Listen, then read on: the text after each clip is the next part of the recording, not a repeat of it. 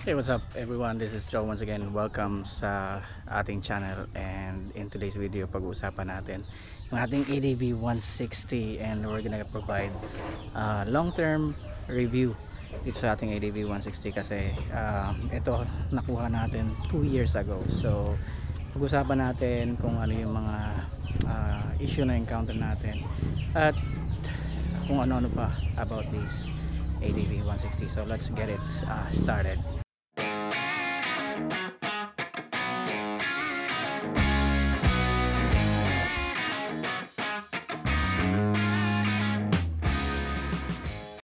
So basically itong ADV 150 is an update from its predecessor, which is the ADV 150.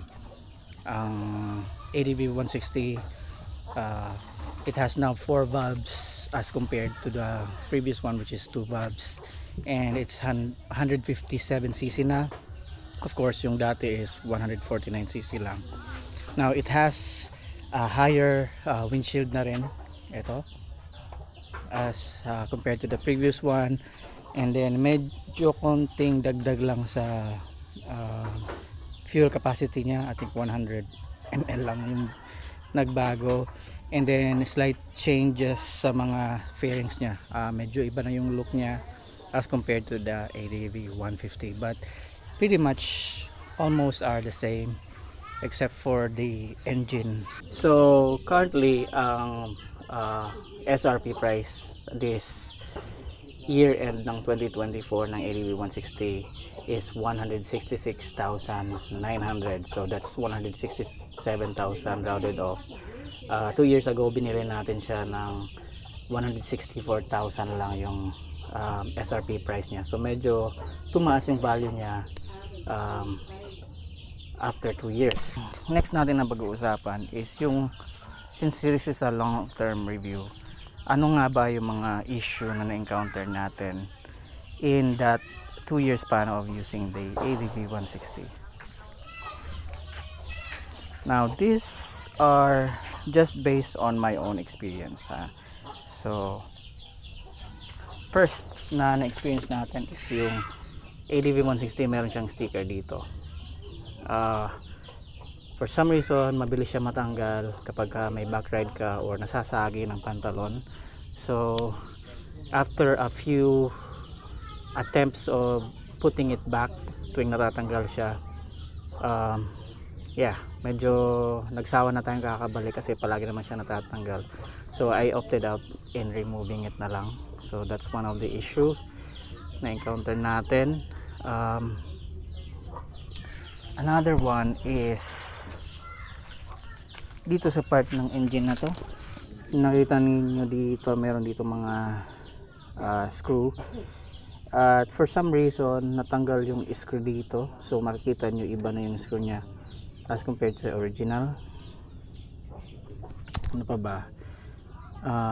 Ito dito, given na since naka dual sport tire siya, medyo talagang matalsik at madumi talaga siya kapag nakaka-encounter siya ng kahit na medyo basa lang na daan. So I would suggest na i-extend nyo yung inyong fender sa likod kagaya nito. And then dito sa windshield na to, itong windshield niya, which is slightly higher than the 150, madilis lang siyang ma-scratch for some reason. So yeah, I think it can be upgraded. Kapag bumili ka ng mga windshield na H2C na pang XADV, kahit konting punas lang kasi nito na i-scratch na agad siya Pero yung mga pang XADV na mga kagrupo natin na pinalit nila dito, kahit punasan mo, hindi agad siya na i-scratch. And then dito sa ilaw niya,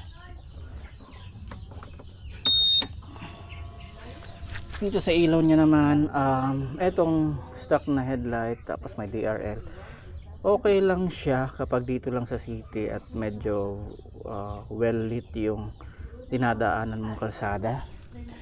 Pero kapag maglo long ride ka at gabi, I would suggest na maglagay ka dito ng DRL or mini driving light gaya nito.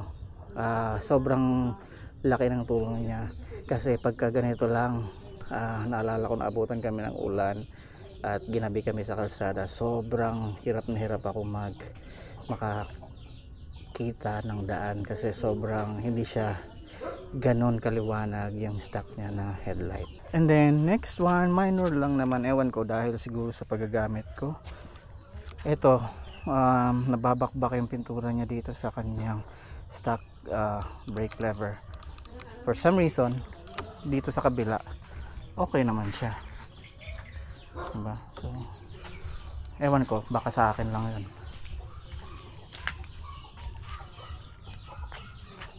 Over the years of using this ADV 160, makita nyo, ito dati matte pa to, pero over the years makikita parang nagiging glossy na siya. So well, I'm not sure if you can call that an issue, pero yeah, I guess para sa akin okay lang naman kasi siguro dahil sa itong part na to palagi siyang natatamaan ng mga damit, and while dito medyo maintain pa yung pagiging matte niya. And then this is gunpowder black na kulay na unang edition ng ADV 160, so expected na hindi talaga siya sobrang black kasi gunpowder black nga siya, so parang asugi ng baril, di ba, yung kulay niya. So if you want to prefer a newer color or talagang yung dark na black, you might wanna wait until i-release this 2025 yung bagong colorways nila, which includes the black and blue and other colors out there. Okay, and last but not the least is yung stock na gulong niya.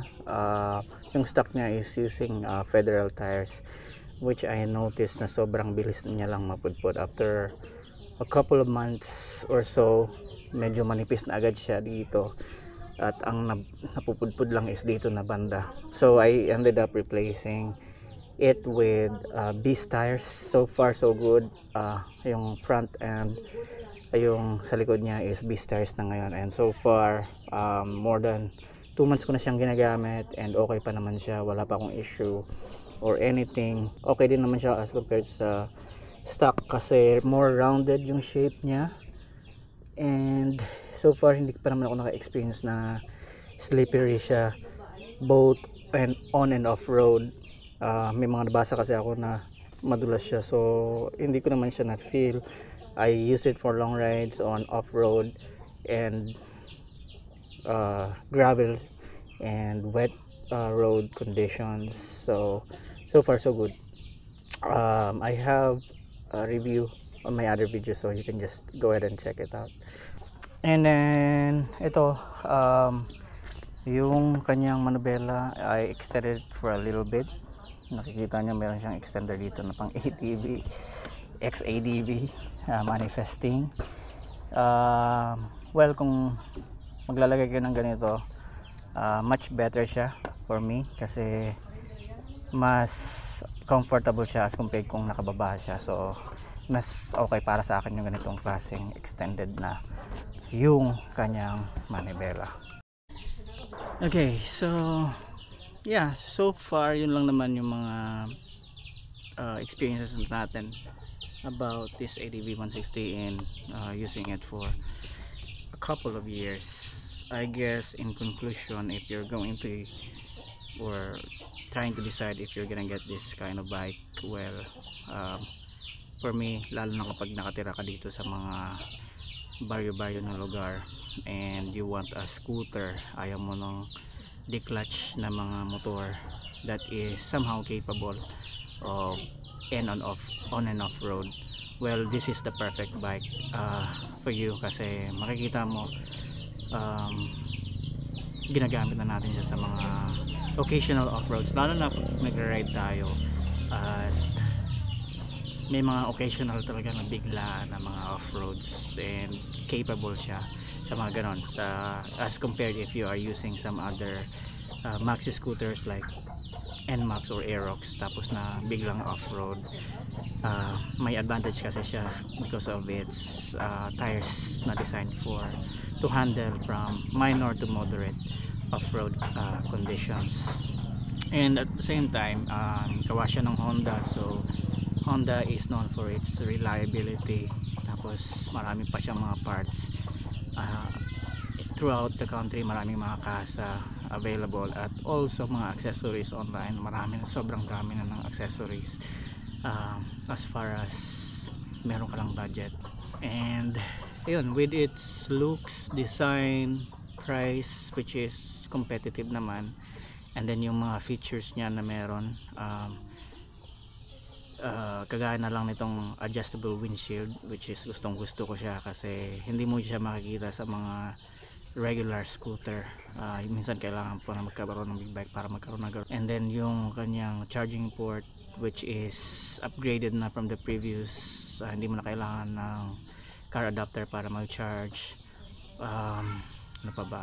So yun, ang mga, and then yung looks niya, yung design niya, which is pretty sobrang ganda, kasi kinuha siya from its XADV inspired na siya. So I guess hindi ka magkakamali if you are choosing this bike. Well, I guess that's it for this video. Medyo dumidilim na, and then I'm just gonna provide you a little bit of insight about this bike if you are trying to decide. I hope nakatulong ang video na to. Once again, this is Joel. If you are interested in motorcycle related contents, travel and gadgets, please make sure to subscribe to this channel.